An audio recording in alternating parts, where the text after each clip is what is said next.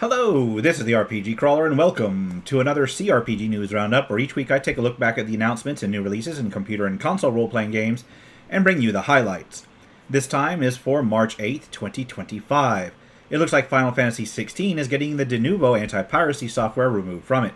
It seems it's actually pretty par for what Square Enix does after a game's been out for a while. They do tend to remove it after about a year or so. It's a shame that they actually bothered to put it in the first place. Classic JRPG retro-inspired turn-based Splintered is hitting early access on March 21st. Inspired by classic 8-bit JRPGs, it will include a variety of randomizers, as well as various play modes within it, so it's basically like your classic 8-bit JRPG from yesteryear, but with all the built-in goodies and challenge modes that people look for. A full release is planned for later this year. I got to say, it actually looks pretty neat. Gives me the old early Dragon Quest vibes. Card-based RPG Sultan's Game is set to release on March 31st for the PC. It has you playing a minister forced into a game by his sultan where he must draw a card each week and take part in what it says. It looks like Age of Wonders 4, the strategy game with RPG elements, is getting a new expansion on April 1st. Giant Kings. It'll include the giant faction in their ruined land and looks to launch along with a free ogre update. 9 Years of Shadow is coming to the PlayStation platforms. It looks like it'll hit the PS4 and PS5 sometime in the second quarter of this year. It's a Metroidvania RPG, which has already been released on the PC and Switch for a couple of years now. Free Ride is set to hit PC on May 1st.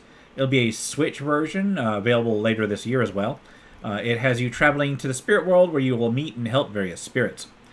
Styx Blades of Greed is set to release sometime in the fourth quarter of this year, an entry into the goblin-based stealth game series. It's mostly action-adventure, but there are RPG elements, the kind of immersive sim kind of stuff.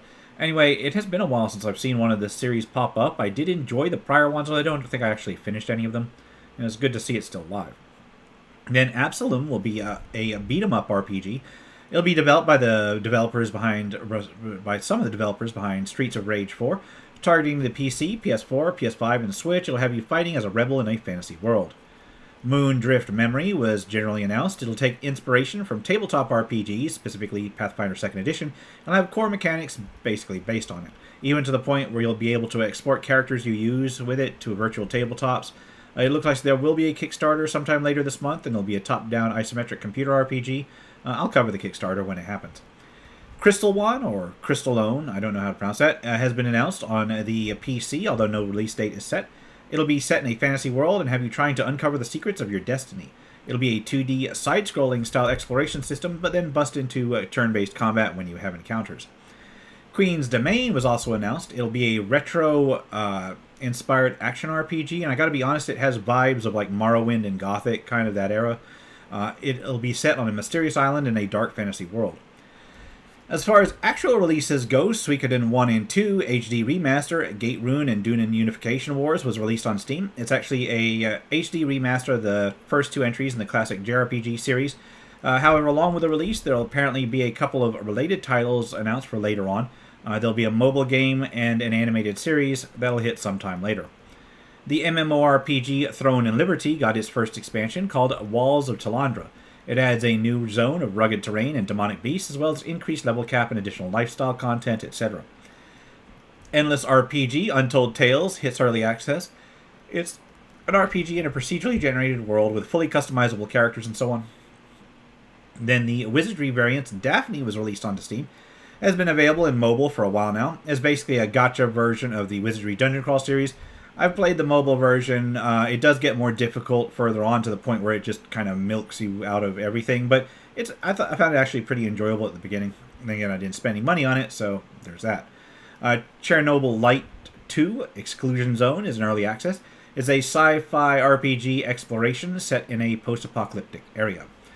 Dragonkin The Banished is in early access, and it basically looks like a Diablo-like action RPG. I don't know what to say about that. Little Adventure Tale is a roguelike deck builder with an cute fantasy world where you hire companions, manage several decks, and go out to accomplish quests and try to banish the evil lord. Then there's a Buffet Night Decadent Full Course, an action-adventure game, I'm assuming with a sort of RPG elements. It looks like a mix of basic genres set in a cute world where you battle monsters, conquer puzzling dungeons similar to Zelda, and try to save a food-based world. Hero Quest: God of Chaos is a strategic RPG set in a fantasy world with a chess-based combat system. It is now in early access. Dice and Sword is a board game style RPG developed by a solo indie developer. It looks like it leans more into the board game than the true RPG section, although it does have quite a few RPG elements and turn-based combat. Lantern of Worlds, Layla's Quest is a short adventure featuring the assassin Layla, who has been banished to a remote island.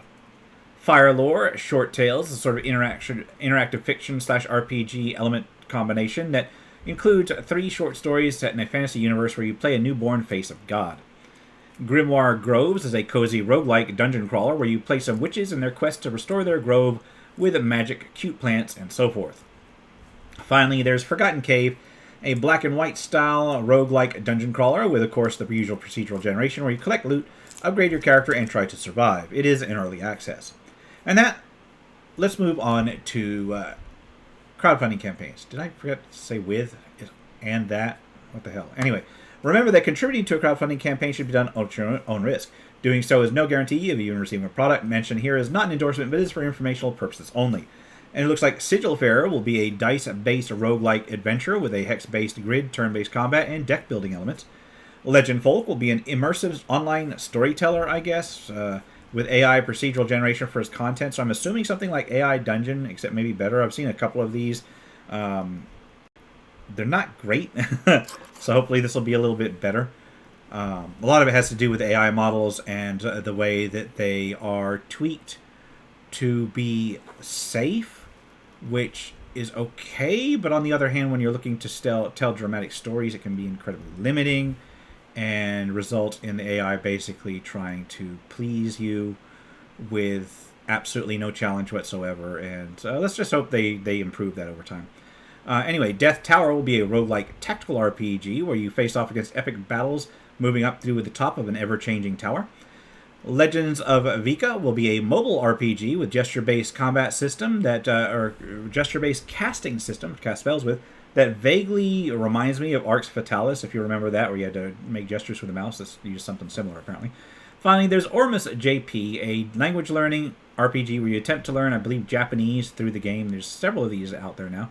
I've seen more of these in Japanese than other languages. Anyway, with that, I'll wrap things up here. This has been the RPG Crawler, my CRPG News Roundup for March 8th, 2025. As always, links will be below, unless, of course, you're on the other platform I post these to, in which case I'm still looking for a solution to that. Let me know if you know of a good solution where I can post links and not get caught up in a character limit situation.